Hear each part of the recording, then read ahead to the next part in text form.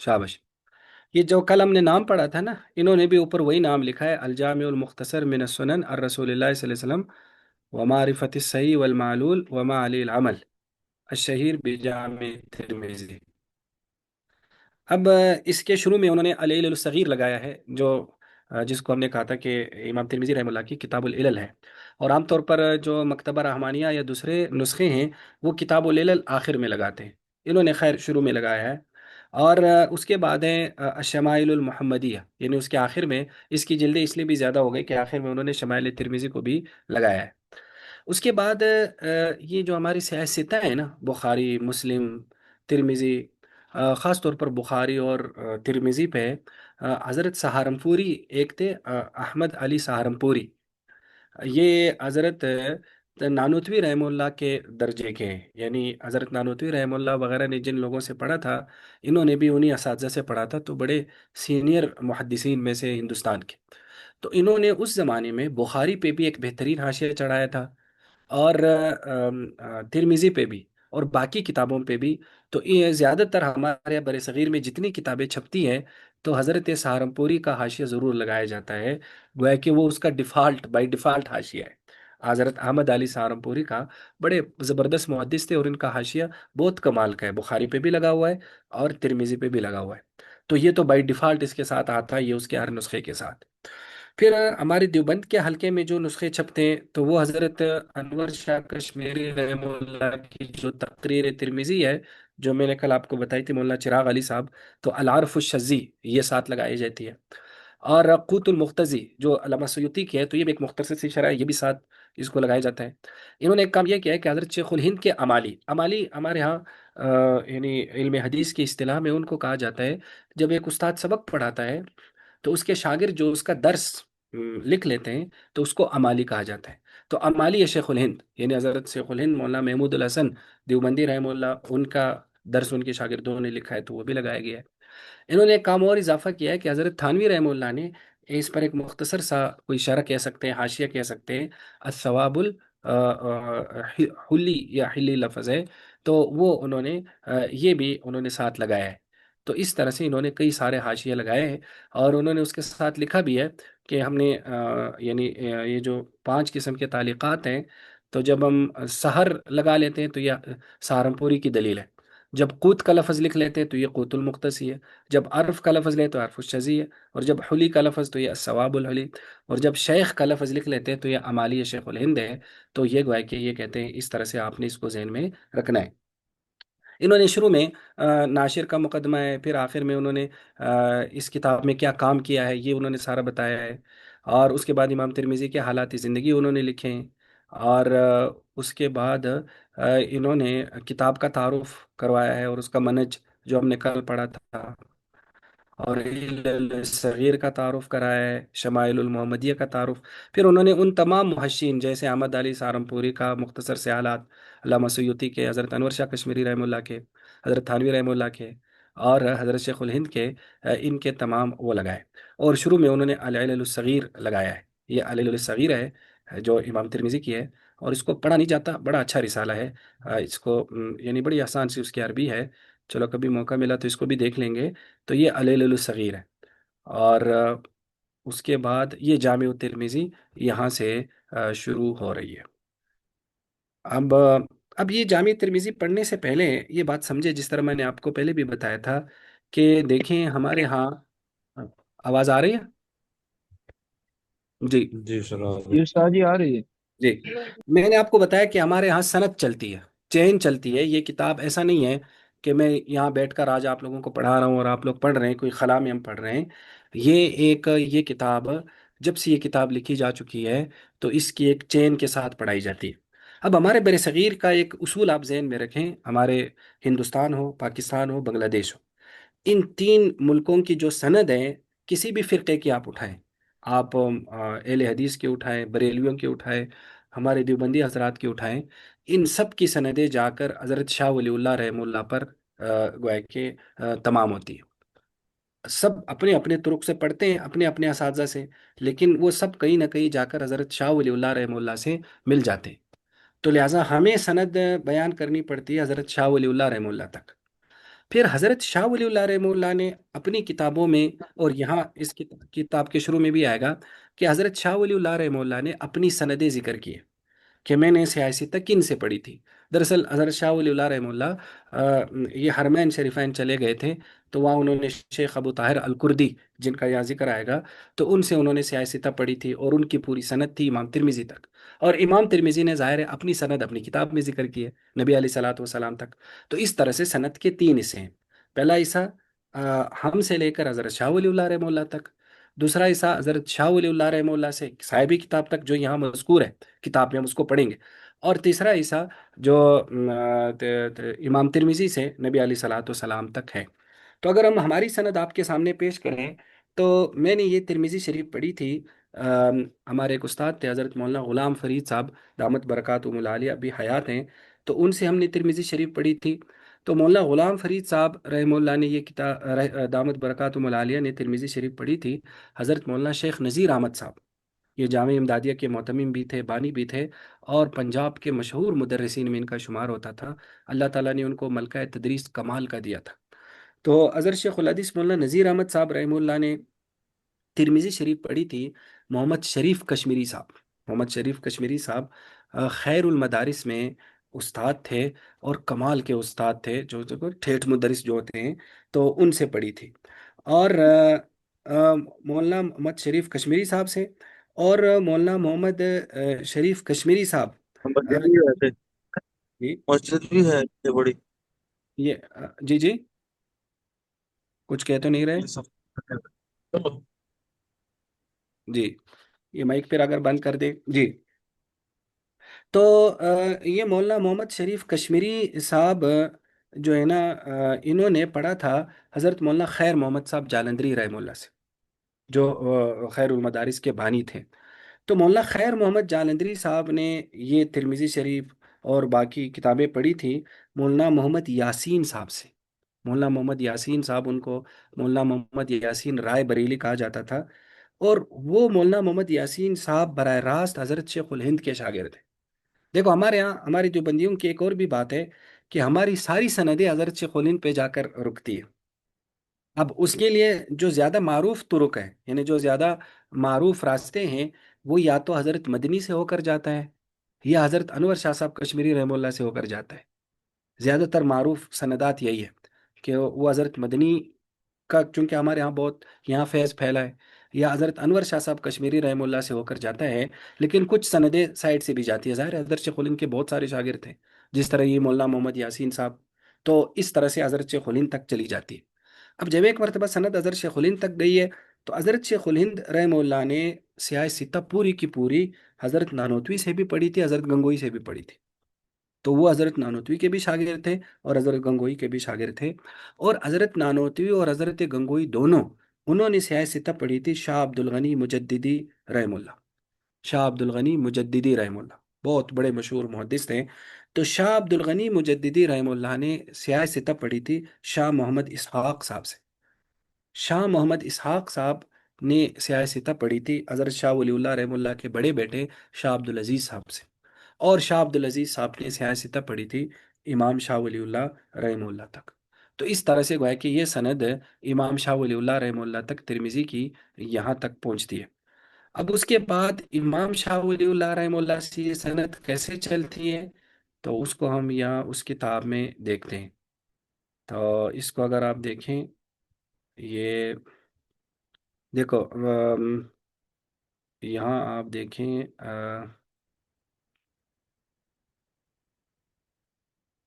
دیکھو یہ شیخ ولی اللہ بن شاہ عبد الرحیم، ٹھیک ہے۔ اب اس کو اگر آپ دیکھیں شروع میں، نیچے یہ شاہ ولی اللہ بن شاہ عبد الرحیم یہاں تک چلی جاتی ہیں۔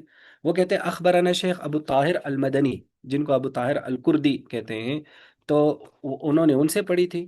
وہ کہتے ہیں اخبرنا شیخ والدی ابراہیم الکردی، وہ ان کے والد صاحب سے انہوں نے ترمذی شریف پڑھی تھی۔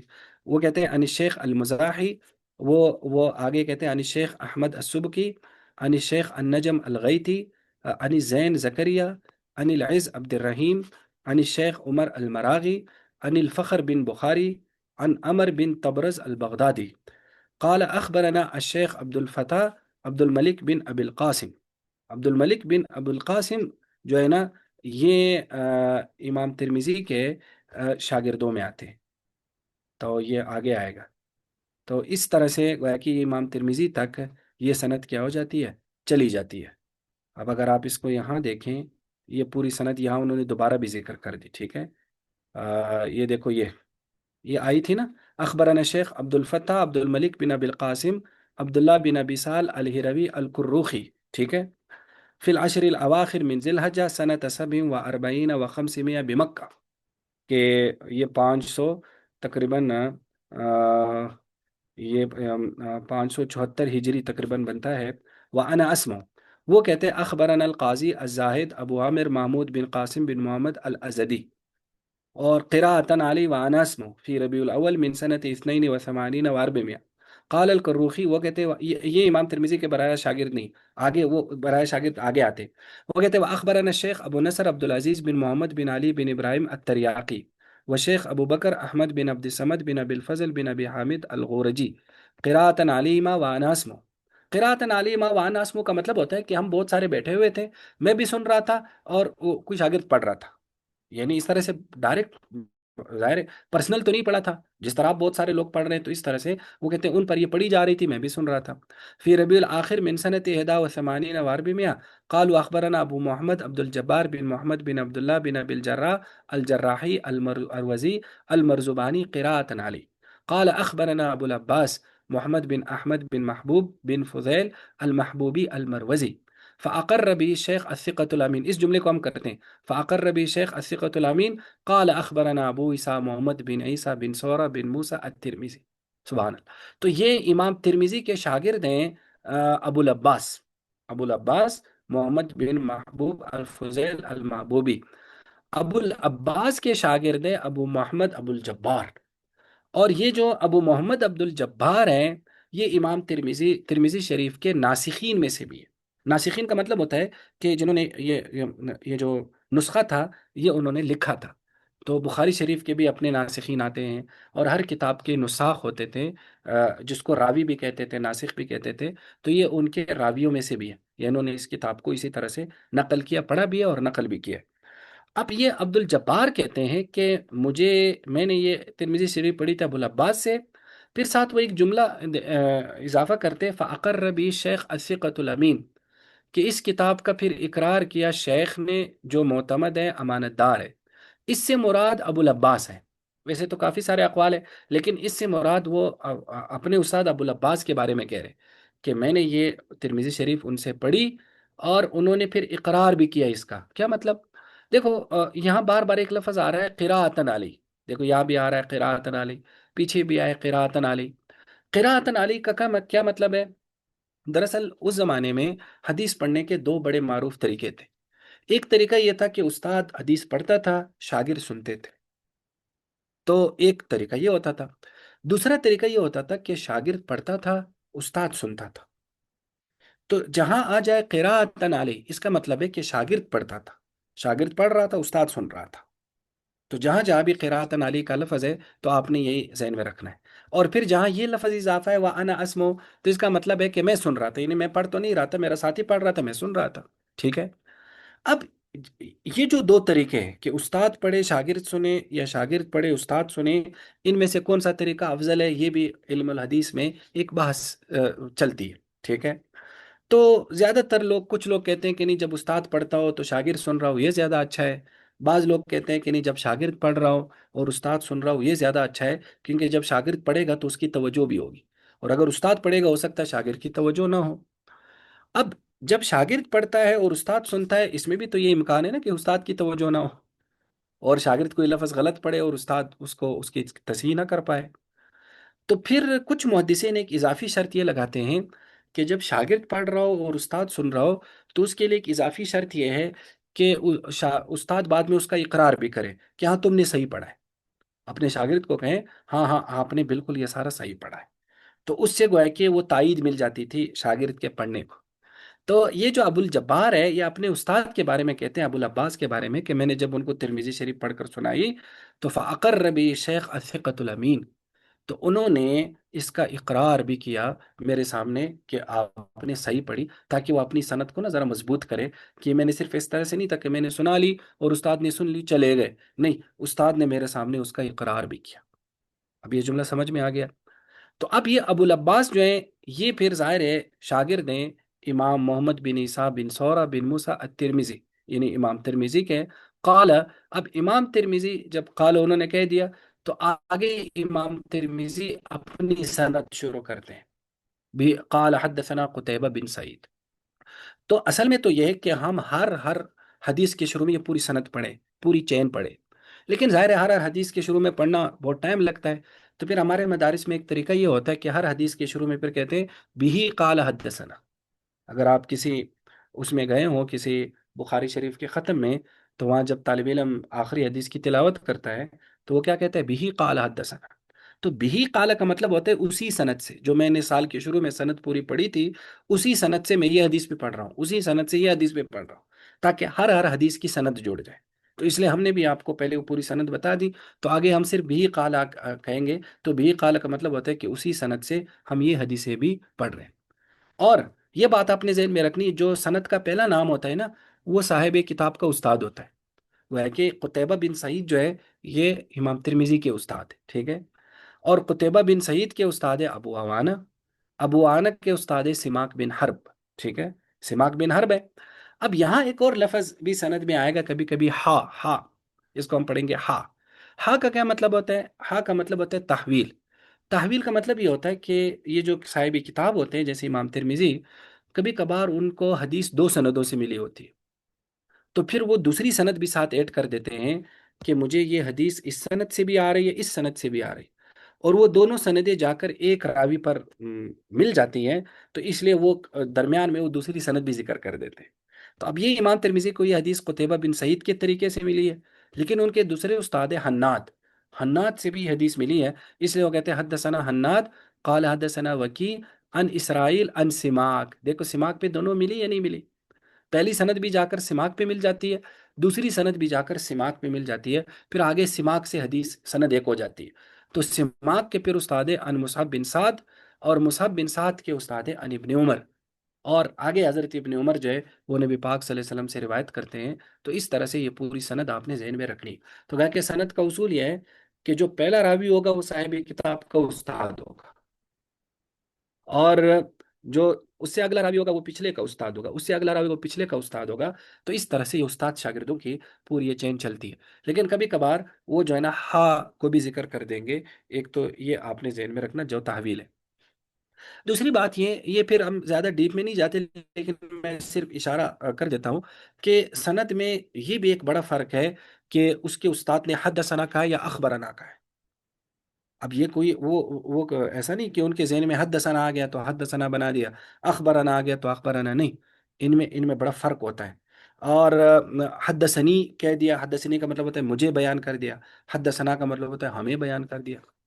تو اس میں خیر متقدمین میں زیادہ فرق نہیں تھا، لیکن بعد میں پھر یہ ایک ٹرینڈ بن گیا کہ جب محدث حدثنا کہے تو اس کا مطلب ہے استاد پڑھ رہا تھا، شاگرد سن رہا تھا، اور جب محدث اخبرنا کہے تو اس کا مطلب ہے کہ اس شاگرد پڑھ رہا تھا، استاد سن رہا تھا، شاگرد پڑھ رہا تھا، استاد سن رہا تھا۔ تو یوں حدثنا اور اخبرنا میں بھی یہ فرق کہیں کہیں آ جاتا ہے، کہیں کہیں نہیں ہوتا، کہیں کہیں یہ فرق بھی آ جاتا ہے۔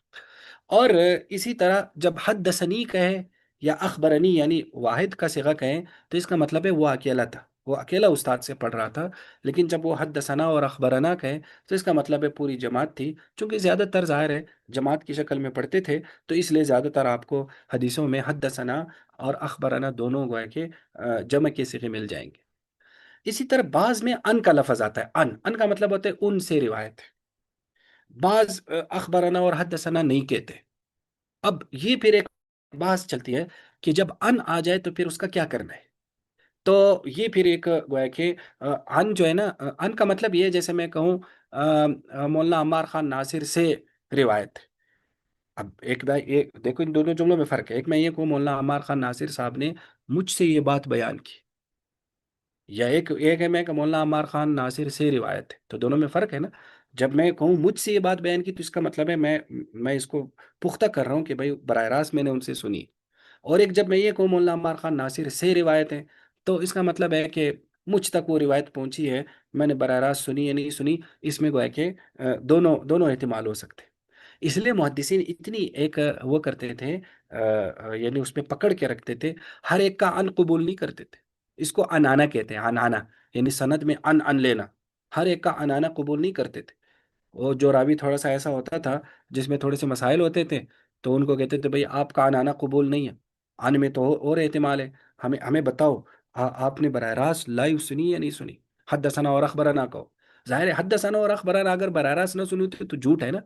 तो वो मुहद्दिस भी बसा औकात ज़ाहिर है झूठ तो नहीं बोलता था डायरेक्ट, इतना बड़ा झूठ। तो फिर वो अन इस्तेमाल कर लेते थे कि उनसे रिवायत है। अब उनसे रिवायत में ये भी एहतिमाल है कि बरह रास्त सुनी हो, ये भी एहतिमाल है कि किसी और के वास्ते से आती हो।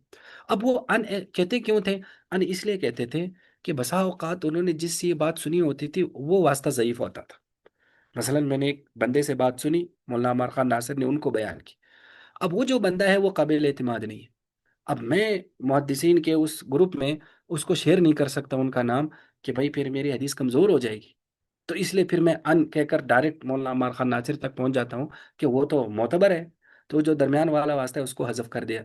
बाज़ मुहद्दिसीन ऐसा करते थे, ये एक ट्रिक इस्तेमाल करते थे ताकि मैं झूठ भी ना बोलूं, और जो मेरे उस्ताद जिनसे मैंने बात सुनी है जो इतने काबिल एतमाद नहीं है, तो उनका वास्ता भी हज़फ कर दूं। इसलिए फिर वो जब कोई अनाना से रिवायत करते थे, तो मुहद्दिसीन उनको भी पकड़ते थे कि भाई ज़रा अनाना की ज़रा वजाहत करो। अनाना जो है ना, वो बरह रास्त सुनी या नहीं सुनी। तो कहा कि अन का भी एक ये भी एक मसला है। तो उस पर फिर मुहद्दिसीन बाकायदा तहकीकात करते थे कि ये जहाँ अन अन आ रहा है, वो उनकी आपस में मुलाकात भी हुई या नहीं हुई, और कैसा है। तो कहा कि ये तीनों अल्फाज आपने जहन में रखने, हद्दसना, अखबराना और अन। तो अन जो है ना वो ऐसे मौके पर इस्तेमाल होता था, लेकिन ज़रूरी नहीं कि जिस हदीस में भी अन आ जाए उसका ये मतलब होगा। लेकिन चूंकि उसमें ये एक एहतिमाल है, ये एक गोया कि उसमें पॉसिबिलिटी है, तो इसलिए फिर उसकी गोया कि थोड़ी सी तहकीक होती थी।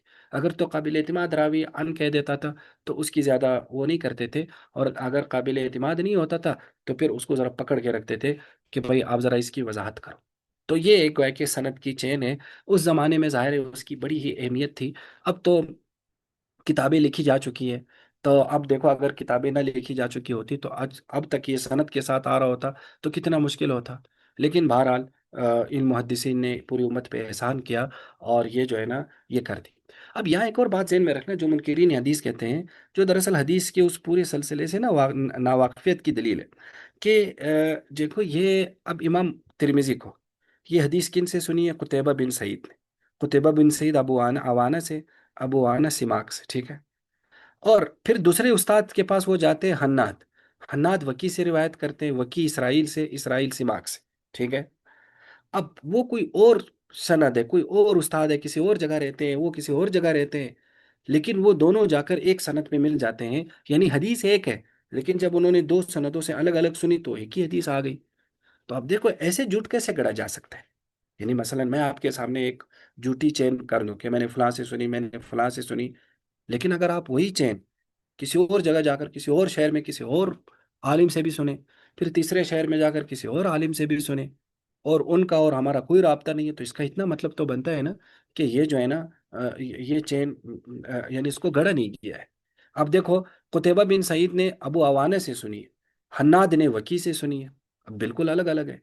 वकी ने इसराइल से सुनी है, अबू अवाना ने सिमाक से सुनी है, फिर इसराइल ने जाकर सिमाक से सुनी।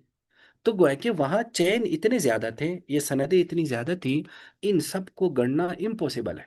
यानी ये बिल्कुल एक तवातुर की हद तक पहुंच जाती है कि वो इतने मुख्तलिफ शहरों में जाकर वो पढ़ते थे मुहद्दिसीन। जैसे इमाम बुखारी नहीं, वो फरमाते हैं कि मैंने इतने ज़्यादा शहरों का सफ़र किया, और फिर आखिर में वो कहते हैं कि मैं शुमार नहीं कर सकता, कम दखल तो कूफा व बगदाद, कि बगदाद और कूफा में मैं कितनी बार गया शुमार ही नहीं कर सकता। तो उनके पास वो पूरी एक लड़ी होती थी कि भाई इस ये सनद इस यहाँ तक जाती है, इस उस्ताद ने यहाँ तक। तो वहाँ उसमें कोई अपनी तरफ से चयन कर ले, ये मुमकिन भी नहीं था। वो इसलिए मुमकिन नहीं था कि ये जो पूरे रावी थे, अब अबू अवाना को आप जाकर देखें मसलन, या सिमाक को जाकर देखें, आपको उलूमुल हदीस की किताबों में सिमाक की हिस्ट्री मिल जाएगी कि भाई सिमाक किस इलाके में थे। सिमाक जो है ना मसलन, उनके उस्ताद कौन थे, उनके शागिर्द कौन थे। انہوں نے کس سن میں وہ آئے تھے. اب آپ ابو عوانہ کا دیکھیں تو آپ کو سماک اور ابو عوانہ کا سمجھ میں آ جائے گا کہ ایک دوسرے کے استاد شاگرد بن سکتے ہیں. اب مثلا میں اگر کہوں کہ میں نے شیخ الہند سے براہ راست سنا ہے جو 100 سال کا عرصہ ہے، تو ظاہر ہے یہ جھوٹ ہے. تو گویا کہ وہاں اس طرح سے جھوٹ اس لیے نہیں گڑا جا سکتا تھا کہ ہر ہر راوی کا زمانہ معلوم ہے اور ہر ہر راوی کے استاد اور شاگرد بھی معلوم ہے. اور ایون محدثین نے یہاں تک تحقیق کی جو بہت ہی عجیب و غریب ہے کہ محدثین یہ بھی تحقیق کر لیتے تھے کہ مثلا یہ ابو عوانہ نے جو سماک سے سنا ہے یہ کب سنا ہے. کیا جب سماک بوڑھے تھے تب جا کر سنا ہے یا جب سماک نوجوانی میں تھے؟ یعنی یہ ابتدائی شاگرد تھے یا انتہائی؟ دیکھو اس سے کیا فرق پڑتا تھا، اس سے فرق یہ پڑتا تھا بعض محدثین ایسے تھے جو جوانی میں بڑے حافظے رکھتے تھے، لیکن جب وہ بوڑھے ہو گئے تو ان کا حافظہ خراب ہو گیا. اب وہ غیر معتمد ہو گئے، وہ محدثین کی لسٹ سے نکل گئے کہ بھائی ان کا تو حافظہ ہی کام نہیں کر رہا. تو پھر محدثین کیا کرتے تھے کہ اگر ان کے جوانی کا شاگرد ہوتا تھا اس سند کو تو لیتے تھے، لیکن اگر ان کے بڑھاپے کا شاگرد ہوتا تھا پھر ان سے نہیں لیتے تھے کہ بھئی انہوں نے بڑھاپے میں جا کر ان سے سنا ہے. بڑھاپے میں تو ان کا حافظہ خراب خراب ہو گیا تھا، وہ بیمار ہو گئے تھے، وہ یہ ہو گیا تھا، ان کی آنکھیں چلی گئی تھی، بینائی چلی گئی تھی. تو ایون یعنی وہ اس کے بھی تحقیق کرتے تھے کہ یہ شروع کے شاگردوں میں سے ہے یا آخر کے شاگردوں میں سے. تو یہ اتنا ایک ٹیکنیکل نظام تھا کہ اس ٹیکنیکل نظام میں اپنی طرف سے کوئی سند داخل کر لینا یہ بالکل ممکن نہیں تھا. اور پھر اس میں اگر کسی نے داخل کرنے کی کوشش کی بھی صحیح تو اس کو محدثین نے نکال بھی دیا. یعنی اس پر محدثین نے تحقیق کر لی اور وہ ساری موضوعات حدیث ویسی الگ کر لی. یعنی آپ کو حدیث کی کتابوں میں ایک قسم ملے گی موضوعات. موضوعات ان احادیث کا مجموعہ ہوتا ہے جو جنہوں نے جھوٹی گڑی ہوتی ہے، وہ محدثین نے معلوم کی ہوتی ہے کہ بھائی یہ جھوٹی ہے، تو اس لیے وہ ان کو الگ ذکر کر دیا. بس آپ وہ موضوعات کی کتابیں کھولیں جیسے ابن جوزی کی موضوعات ہے اور بہت سارے لوگوں نے موضوعات لکھی ہے، تو بس اس میں سند بھی جھوٹی ہوتی ہے اور حدیث بھی جھوٹی ہوتی ہے. گویا کہ اس جھوٹ کو پہلے سے ہی الگ کر لیا گیا کیونکہ ان کو اندازہ ہو جاتا تھا، پتہ لگ جاتا تھا اس ٹیکنیکل طریقے سے کہ یہ جو ہے نا یہ بندہ اپنی طرف سے کوئی سند داخل کر رہا ہے. تو اس لیے جو لوگ اس حدیث کے اس پورے سسٹم کو نہیں سمجھتے، اس پورے نظام کو نہیں سمجھتے، وہ یہ کہتے ہیں کہ یہ پتہ نہیں انہوں نے کوئی جھوٹ گڑھا ہے یا کیا گڑھا ہے. یعنی آپ اندازہ کریں کہ یہ کتنا کتنا معیاری نظام تھا. مثلا اس کی ایک مثال آپ یوں سمجھ لیں کہ نبی پاک صلی اللہ علیہ وسلم نے مختلف بادشاہوں کو خطوط لکھے نا.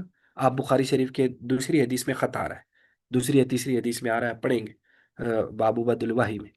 تو اب آپ علیہ صلاح والسلام نے تو خط لکھ کر بھیج دیا نا. کوئی اس زمانے میں فوٹو کاپیئر تو تھے نہیں کہ اس کی فوٹو کاپی اپنے پاس بھی رکھو. نہیں، وہ ایک خط تھا، خط بھیج دیا. اب وہ خط بادشاہ کے پاس پہنچ گیا، بادشاہ نے محفوظ کیا نہیں کیا، کسی نے اس کو پھاڑ دیا، کسی نے اس کو کیا کر دیا، خط تو چلا گیا. اب ہم تک وہ خطوط پہنچے جیسے امام بخاری تک پہنچا ہے. امام بخاری تک وہ خط حدیث کے ذریعے پہنچا ہے. کیا مطلب؟ مثلا آپ علیہ السلام نے خط لکھا، صحابہ کو سنایا کہ میں یہ خط لکھ رہا ہوں، صحابہ نے خط یاد کر لیا. اب خط تو چلا گیا اس کی کاپی.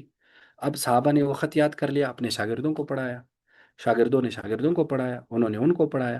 تو وہ کرتے کرتے سیاسی تک تک امام بخاری تک مثلا وہ خط آ گیا. امام بخاری نے اپنی کتاب میں لکھ لیا. اب آج کے دور میں، آج سے کوئی 100 یا 50 سال پہلے وہ کچھ خطوط دریافت ہو گئے جو نبی پاک صلی اللہ علیہ وسلم نے مختلف بادشاہوں کو بھیجے تھے. خاص طور پر ڈاکٹر حمید اللہ صاحب کو کچھ خطوط ملے. اب جب ان خطوط کو کمپیئر کیا گیا بخاری شریف یا حدیث کی کتابوں میں ان خطوط سے جو زبانی ان تک پہنچے تھے، آپ اندازہ نہیں کر سکتے، بالکل سیم ٹو سیم تھے. یعنی جو خط چلا گیا تھا، جو اب دریافت ہوا ہے اس کے جو الفاظ ہیں اور جو صحابہ نے زبانی زبانی یہاں تک لے کر آئے، وہ بالکل سیم ٹو سیم تھے. اس میں کوئی غلطی نہیں تھی، کوئی فرق نہیں تھا.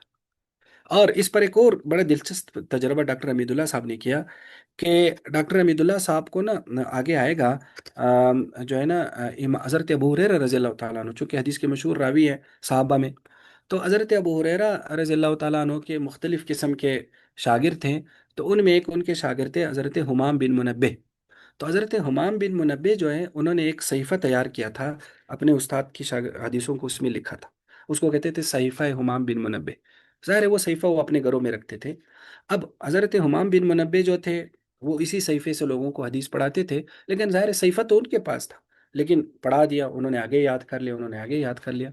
इस तरह से ये हदीसें पहुंची मसलन इमाम बुखारी तक, या पहुंची इमाम अहमद बिन हंबल तक। ख़ासतौर पर मुस्नद अहमद में इमाम अहमद बिन हंबल ने सहीफ़ा हुमाम बिन मुनब्बे के तुरुक से जितनी हदीसें आ रही हैं, सारी उन्होंने उसमें सनद के साथ जिक्र की, यानी उन तक सनद तक पहुंची है ना। क्योंकि इमाम अहमद बिन हंबल तो काफ़ी बाद में आए, हुमाम बिन मुनब्बे तो वो हज़रत अबू हुरैरा के शागिर्दों में से। तो उन्होंने अपने शागिर्दों को पढ़ाई, उन्होंने अपने शागिर्दों को करते करते इमाम अहमद बिन हंबल तक आ गई। अब डॉक्टर हमीदुल्लाह साहब को ये सहीफ़ा हुमाम बिन मुनब्बे भी मिला। तो जब वो मखतूता उनको मिला, तो उन्होंने, वो खुद फरमाते हैं कि मैंने वो मखतूता जो है, जब मैंने मुस्नद अहमद में सहीफ़ा हुमाम बिन मुनब्बे के साथ कंपेयर किया, तो इतना फ़र्क तो था कि किसी जगह वाव था वाव नहीं था, किसी जगह फ़ा थी फ़ा नहीं थी, किसी जगह कोई लफ्ज़ मिठा हुआ था मुझे नहीं समझ आया, लेकिन मेजर कोई भी फ़र्क नहीं था। न सनद में फ़र्क था, न उसके मतन में फ़र्क था। बिल्कुल वो उसी तरह से ही था जिस तरह उन्होंने हज़रत अबू हुरैरा से बरह रास्त लिखी थी, और जिस तरह वो सनद के जरिए करते करते इमाम अहमद बिन हंबल तक पहुंची थी, वो हदीसें बिल्कुल सेम टू सेम थी। तो मुहद्दिसीन इतने ज़्यादा, यानी गहराई के साथ इन चीज़ों का लिहाज रखते थे, जो बिल्कुल अकल से मावरा है। और ये एक मैंने बताया जिस तरह की इस्लाम का मोजज़ा है कि ये हदीसें इस तरह से तैयार हो गई, तो उसको हर एतबार से अब उसको परखा गया, हर एतबार से परखा गया। तो गोया कि इस तरह के जब वो तुरुक तैयार हो गए, सहीफ़े निकल आए, ये चीज़ें निकल आई, तो वो गोया कि अब पता चल गया कि ये बिल्कुल गोया कि यकीन के दर्जे में यूँ समझ लो कि ये सनदें सही है। इसी तरह ये बात भी आप जहन में रखिए कि ये जो इन आइमा तक ये हदीसें पहुंची है, जैसे इमाम तिरमिजी तक पहुंची, इमाम बुखारी तक पहुंची, पहुंची तो जुबानी है। लेकिन जुबानी का ये मतलब नहीं था कि इन इन ये जो जितने रावी है, जैसे कुतैबा हो गए, अबू अवाना हो गए, सिमाक हो गए, वकी हो गई, इसराइल, इन सब के पास अपने अपनी याददाश्तें भी थी ना। हर एक ने अपने अपने एक पर्सनल सहीफे भी तैयार किए हुए थे। मसलन अबू आवाना ने जिन लोगों से हदीसें ली हुई थी, एक एक नुस्खा तैयार कर लिया उसका। इसराइल ने जिन लोगों से हदीसें ली हुई थी, एक नुस्खा तैयार कर लिया। सिमाक ने जिन लोगों से हदीसें, तो उनके पास ये नुस्खे भी थे। फिर क्या हुआ कि जब ये किताबें लिखी गई, जब ये सियासता खास तौर पर तैयार हो गई, तो उन नुस्खों की फिर जरूरत नहीं रही। ये doctor doctor Mustafa Azmi, doctor Mustafa Azmi Hindustan के मुहद्दिसीन में एक बहुत बड़ा नाम है। तो डॉक्टर मुस्तफ़ा आज़मी ने गालिबन अमेरिका से, ये कैम्ब्रिज यूनिवर्सिटी अमेरिका में, या पता नहीं बरतानिया में, तो उन्होंने ना कैम्ब्रिज यूनिवर्सिटी से, मेरे ख्याल में अमेरिका में है ना, तो डॉक्टर मुस्तफ़ा आज़मी ने कैम्ब्रिज यूनिवर्सिटी से पीएचडी की थी हदीस में। तो हदीस में जो उन्होंने पीएचडी की थी, उन्होंने मौजू उस वक्त ये लिया था कि कबल सियासता, यानी सियासता से पहले का जो ज़माना है, नबी अलैहि सलाम से लेकर फिर सियासता के दरमियान का जो एक पीरियड आया, तो उस ड्यूरेशन में, उस पीरियड में हदीस के कौन कौन से नुस्खे चल रहे थे, यानी कौन कौन से सहीफे चल रहे थे। तो डॉक्टर मुस्तफ़ा आज़मी ने तकरीबन 456 किताबों का या नुस्खों का या सहीफों का या रिसालों का उसमें तारुफ कराया, कि 456 नुस्खे उस वक्त चल रहे थे, जो बहुत बड़ी तादाद है। तो जाहिर है, यानी जो मशहूर मशहूर मुहद्दिसीन थे उस वक्त के, तो मशहूर मशहूर जो रावी थे, तो उन्होंने चीज़ें तैयार कर ली थी।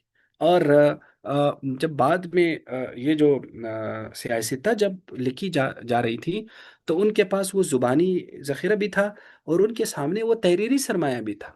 ऐसा नहीं था कि ये सिर्फ ज़ुबानी आया है, नहीं, उस तहरीरी सरमाया भी था, और उस तहरीरी सरमाए को भी देखते थे। हज़रत अबू हुरैरा रज़ी अल्लाह तआला अन्हु के बारे में एक वाक़या आता है कि गालिबन अब्दुल मलिक बादशाह था या कौन सा बादशाह था, तो उन्होंने क्या किया कि यानी हज़रत अबू हुरैरा रज़ी अल्लाह तआला अन्हु के पास ना एक कापियाँ होती थी, दो तीन कापियाँ होती थी। ज़ाहिर है उन्होंने भी जो नबी अलैहि सलाम से हदीसें लिखी थी, तो उसमें उन्होंने लिखी थी। तो वो अब्दुल मलिक ने ऐसा किया कि एक मरतबा हज़रत अबू हुरैरा को बुलाया, और उनसे ना कुछ हदीसें सुनी, काफ़ी सारी हदीसें सुनी। तो फिर उसको लिख ली, वो चुपके से किसी को कहा कि इसको लिख लो। बाद में कोई 1 साल के बाद उनको फिर बुलाया, और वो कापी सामने रखी, और उनको कहा कि जो आपने हमें हदीसें सुनाई थी वो हमें ज़रा दोबारा सुनाए। उनके ज़हन में यह था कि ये तो खुद भूल चुके होंगे, पूरा साल गुजरा है, हो सकता है उसमें कोई कमी बेशी करे। तो बाद में जब हज़रत अबू हुरैरा ने वो हदीसें सुनाई, तो बिल्कुल उसी तरह सुनाई। जो जो पहले सुनाई थी कोई उसमें तब्दीली नहीं थी। तो उनको बड़ा ताजुब हो गया। तो हज़रत अबू हुरैरा ने फरमाया कि मेरे पास तो ये कापियां हैं, मैं रोज़ उसको रिवाइज करता हूँ, ये मुझसे भूल ही नहीं सकती। यानी उनके जहन में था कि अब तो कोई हदीस सुना ली, अगले साल पता नहीं उनको याद होगी नहीं याद होगी, हाफजे से कैसे सुनाएंगे, पूरा साल गुजरा होगा। तो अब देखो हज़रत अबू हुरैरा के पास अपनी याददाश्तें थी। तो इस तरह से मुहद्दिसीन के पास ठीक ठाक याददाश्तें थी। और उन याददाश्तें जो है या वो रसायल जो है वो एक खाम माल था। और इस खाम माल की मदद से सियासतन ये किताबें लिखी जो उनको अपने असातिज़ा के तुरुक से भी पहुंची थी, और उस खाम माल के साथ वो कंपेयर भी कर रहे थे साथ साथ। तो यूं इन दोनों के मजमुए से ये हदीसें जो है ना इन किताबों में आई हैं, कोई खला में नहीं आई है जैसे मुनकिरीन हदीस इसको देखते हैं बज़ाहिर। अब उसके बाद अगर हम किताब की तरफ आ जाएं तो पहला है अबवाबु तहारती अर् रसूलिल्लाह सल्लल्लाहु अलैहि वसल्लम। तो अबू अबू तारा जिस तरह मैंने बताया कि तिरमिज़ी शरीफ सुनन भी है और जामे भी है। तो सुनन में पहले फ़िक़ी तरतीब होती है। अब आप देखो बुखारी सुनन नहीं है, जामे है। तो बुखारी में आपको किताब तारा काफ़ी जाकर देर से मिलेगा। उसमें तारत का भी लफ्ज़ नहीं है, किताबुल वज़ू का है, किताबुल गुस्ल का है। और शुरू में उन्होंने बाबू बदल वही, फिर किताबुल ईमान, फिर किताबुल इल्म, ये तरतीब है बुखारी की। लेकिन जो सुनन की किताबें जैसे तिरमिज़ी, अबू दाऊद, इब्ने माजा, नसाई, ये सब अबाब तहारत से शुरू होती है फ़िक़ी तरतीब के मुताबिक। तो इसलिए उन्होंने भी उसी फ़िक़ी तरतीब को फॉलो किया चूंकि ये सुनन है। तो अबाब तहारा और रसूलुल्लाह सल्लल्लाहु अलैहि वसल्लम। तो पहला बाब क्या बांधा, बाबू माजा ला तुक़बलु सलातुम बिगैरि तूर। देखो इमाम तिरमिज़ी रहमतुल्लाह के जो हेडिंग्स है ना, जो तराजिम अबवाब है, बड़े ही सिंपल है। कोशिश करते हैं कि वो हदीस के अल्फाज से वो हेडिंग बांधे, क्योंकि आगे हदीस भी इसी उन्वान की आ रही है, इसी अल्फाज में आ रही है। तो उन्होंने हेडिंग भी इसी में बांधी। लेकिन इसके बिलमुकाबिल बुखारी शरीफ के जो अबवाब के उन्वान है, पहले उसको उन्वान को समझना बड़ा मसला होता है, फिर उस उन्वान से हदीस को साबित करना बड़ा मसला होता है, फिर उस उन्वान का मकसद क्या है। इमाम बुखारी गहरे गहरे मकासिद रखते हैं। इसलिए वो मशहूर जुमला है कि फ़िक़ुल बुखारी फ़ी तराजिमी, कि इमाम बुखारी की फ़िक़्ह अगर समझनी हो, उनकी हदीसी समझनी हो, तो उनके अनावीन देखो। लेकिन बहरहाल तिरमिज़ी शरीफ में ये मसला नहीं है, बड़ा सिंपल सा बाब मानते हैं। तो बाबू माचा ला तुक़बलु सलातुम बिगैरि तुहूर।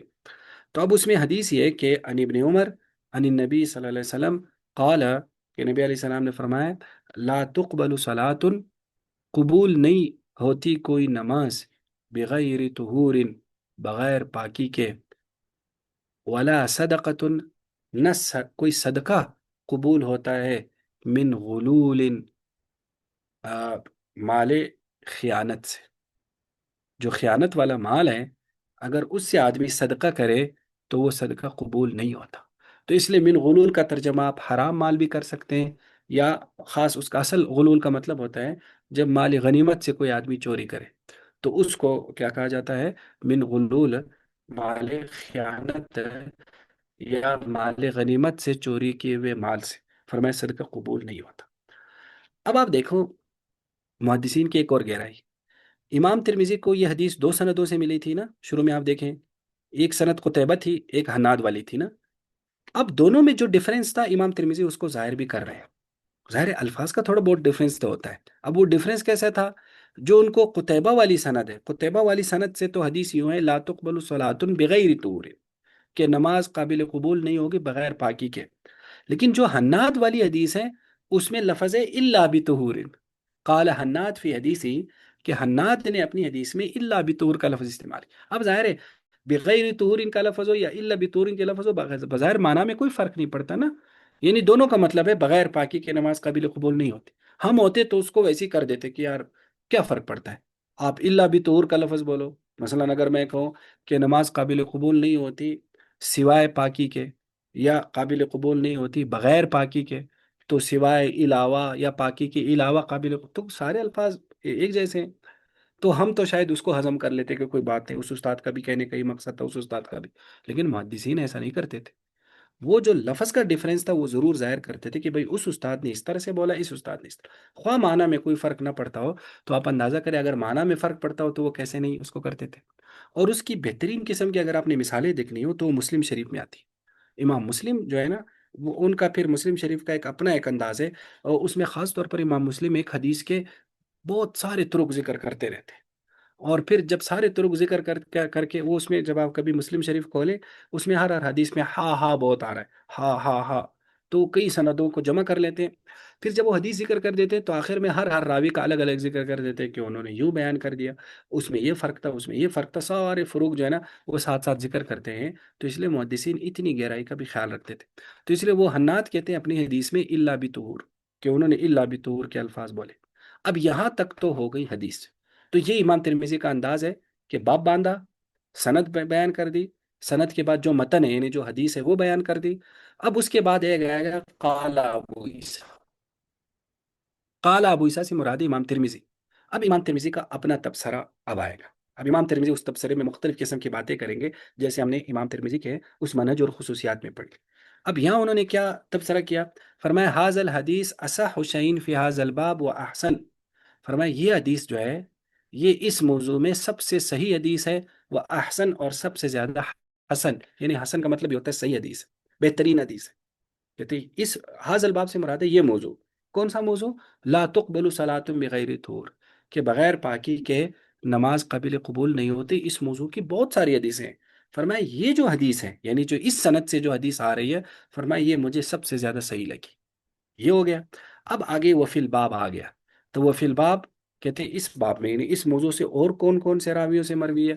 تو کہتے ہیں ان ابی الملی ان ابی، ایک حدیث، وہ ابی ہریرہ حضرت ابو ہریرہ کی کوئی حدیث ہے، وہ انس حضرت انس کی ہے، گویا کہ تین حدیثیں اور بھی ہیں، لیکن کہتے ہیں مجھے یہ جو میں نے اپنے متن میں ذکر کر دی وہ جو مین حدیث ہے، کہتے ہیں وہ مجھے سب سے زیادہ صحیح لگی، اس لیے میں نے اس کو کیا کر دیا، ذکر کر دیا۔ اب ابو الملی کا ذکر ادھر آ گیا، تو ابو الملی کا تعارف ساتھ کرا رہے کہ ابو الملی بن اسامہ اسمہ عامر، کہ ابو الملی بن اسامہ جو ہے نا ان کا نام عامر ہے، وہ یقال کہا جاتا ہے زید بن اسامہ بن عمیر الحزلی، بعض لوگوں نے اس کا نام زید بھی بولا ہے، اس کے زید بن اسامہ بن عمیر الحزلی۔ تو اس طرح سے ان کا تبصرہ جو ہے نا وہ بھی گویا کہ کیا ہو گیا، پورا ہو گیا۔ تو قال ابو عیسیٰ سے ان کا تبصرہ، اور ادھر آ گئی حدیث۔ یہ تو ہو گیا امام ترمذی کا جو متن ہے یہ مکمل ہو گیا۔ یہاں تک سمجھ میں آ گیا یا نہیں آیا؟ یہ سب جان کے سب جی، تو اب یاد آپ کیا یاد کرنا ہے آپ لوگوں نے؟ یاد یہ کرنا ہے کہ یہ جو میں نے سند آپ کو بتائی تھی، کوشش کر لیں اپنی سند کم از کم محفوظ کر لیں امام شاہ ولی اللہ رحمہ اللہ تک، تاکہ کل کل آپ کسی کو ترمذی شریف پڑھا سکیں، کسی کو بتا سکیں، کم از کم آپ کو اپنی سند تو یاد ہو۔ تو امام شاہ ولی اللہ رحمہ اللہ تک سند ذہن میں رکھیں، اور امام شاہ ولی اللہ کے بعد سند تو کتاب میں ہی موجود، اس لیے اس کو یاد کرنے کی ضرورت نہیں ہے۔ دوسرا جو آپ کو بتایا، یہ جو ہا آ رہا ہے دو سندیں، یہ اس کا کیا ڈفرینس ہے یہ ذہن میں رکھنا، کہ یہ دو سندیں آ جاتی ہیں اور دونوں سماق پہ مل جاتی ہیں۔ اور اس کے بعد جو یہ متن کا ترجمہ ہے لا تقبل صلاۃ بغیر طہور ولا صدقۃ من غلول، اس کا ترجمہ یاد کر لیں۔ اور یہ جو حناد نے جو فرق بتایا، ظاہر ہے یہ آپ نے ذہن میں رکھنا کہ حناد اب کہاں سے آ گیا، تو یہ آپ نے وہ متن ذہن میں رکھنا ہے جو شروع میں جو چین تھی، کہ وہ حناد دراصل ان کے دوسرے استاد تھے، تو وہ آپ نے ذہن میں رکھنے۔ اس کے بعد قال ابو عیسیٰ کا جو تبصرہ ہے اس کا ترجمہ اپنے ذہن میں رکھنا ہے۔ اب ایک چیز رہ گئی، وہ ہے حدیث کی تشریح۔ ابھی آپ صرف ہم متن کو، ٹیکسٹ کو ہم نے حل کیا، تو حدیث کی تشریح انشاءاللہ ہم کل کریں۔ اب سمجھ میں آگے کہ کیا یاد کرنا ہے کیا نہیں؟ جی جی، سر۔ اب کسی کا کوئی سوال ہے تو وہ کر لے، کیا سوال ہے؟ ایکسکیوز می سر، وہ اوپر عرف اور عرف شیخ اور اس طرح کی چھوٹی چھوٹی وہ باتیں لکھی ہوئی ہیں، تو کائنڈلی وہ بتائیں گے؟ کون سی؟ ہاں یہ کون سی والی ہے، ایک منٹ۔ وہ حدیث کے اوپر وہ چھوٹا سا لکھا ہوا ہے۔ حدیث کے اوپر ایک منٹ میں ذرا یہ، شادی وہ حاشیے کی طرف اشارہ ہے، عرف سے مراد عرف و ہاں وہ تو شذی میں ہے۔ نے شروع میں بتا دیا نا کتاب کے انداز میں، کہ وہ حاشیہ ہے نا۔ جی ٹھیک ہے، تھینک یو۔ یہ ایک منٹ میں ذرا کتاب بھی اس کو،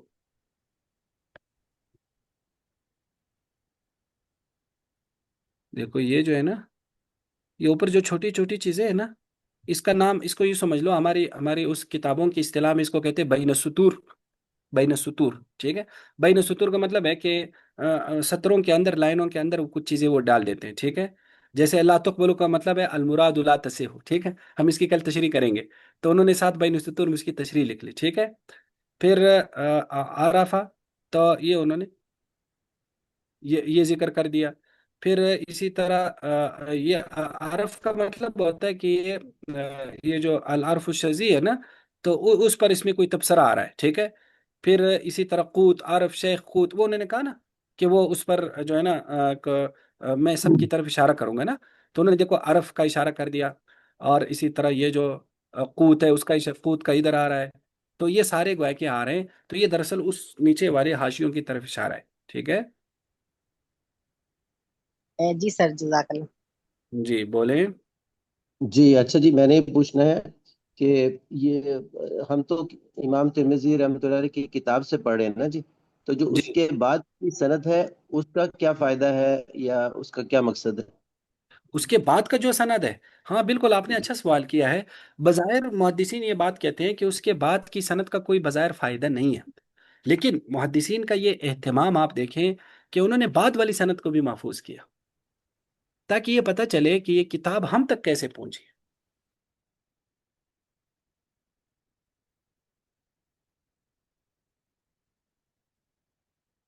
اچھا.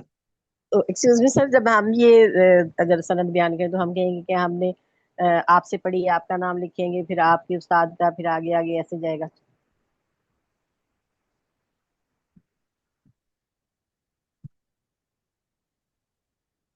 اور استاد جی یہ جو ہماری سند ہے شاہ ولی اللہ رحمۃ اللہ علیہ تک، تو اس کا ذرا اگر مہربانی ہوگی اگر آپ ایک لکھ کر بتلا دیں تاکہ وہ صحیح طرح سے ہم اس کو لکھ سکیں اپنے پاس.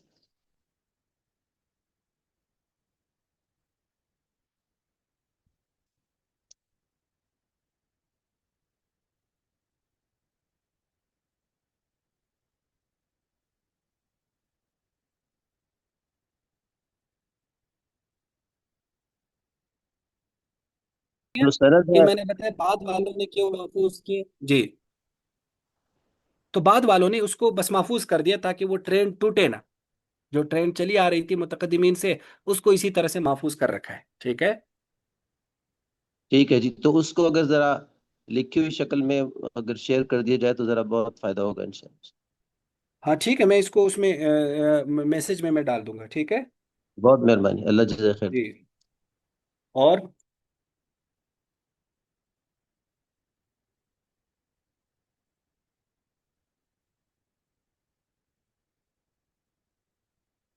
چلے، کوئی اور سوال تو نہیں ہے؟ جی سر، میں یہ کہہ رہی تھی کہ جب ہم چین بیان کریں گے تو اس میں ہم کیونکہ آپ سے پڑھ رہے ہیں تو ہمارے استاد آپ ہیں، پھر آپ کے استاد، پھر آگے آگے جن سے پڑھتے گئے، اس طرح سے یہ چین حضرت شاہ ولی اللہ تک جائے گی. ہاں بالکل، یہ چین اسی تک یہاں تک جائے گی. جی ٹھیک ہے، جس جزاک. جس استاد سے پڑھا انہوں نے جس استاد سے پڑھا، تو اس طرح سے گویا کہ یہ حدیث کا کمال ہے، نبی پاک صلی اللہ علیہ وسلم کی حدیث کا ایک یوں سمجھ لو برکت ہے کہ ان سب کے نام بھی محفوظ ہو گئے جنہوں نے کسی بھی زمانے میں یہ گویا کہ پڑھی ہے. اور یہ میں نے آپ کو بتایا تھا نا، وہ ہمارے ایک استاد کا قول کہ بھائی جب وہ ریل گاڑی کا جو پہلا ڈبہ جہاں جاتا ہے آخری ڈبہ بھی ادھر ہی جائے گا نا. تو اب ہم جی. اس چین میں سارے الحمدللہ جڑ گئے. تو ہاں چلو ہاں. جہاں ابن عمر جا رہے ہیں، جہاں امام ترمذی جا رہے ہیں، تو ہم بھی تو ان کا ہی پلو پکڑے ہوئے نا. تو ہم نے بھی ان کو ہی پکڑا ہوا ہے، تو کسی نہ کسی طریقے سے ہمیں بھی کھینچ ہی لیں گے نا. تو اس لیے انشاءاللہ. اس کی یہ حدیث پڑھنے کی یہی سب سے بڑی برکت ہے. یعنی خواہ آپ دیکھو حدیث کی تو باقی کتابیں بھی ہیں، لیکن اس میں اس طرح کی چینیں نہیں چلتی سوائے سیاسی تک. سیاسی میں بھی خاص طور پر بخاری اور ترمذی میں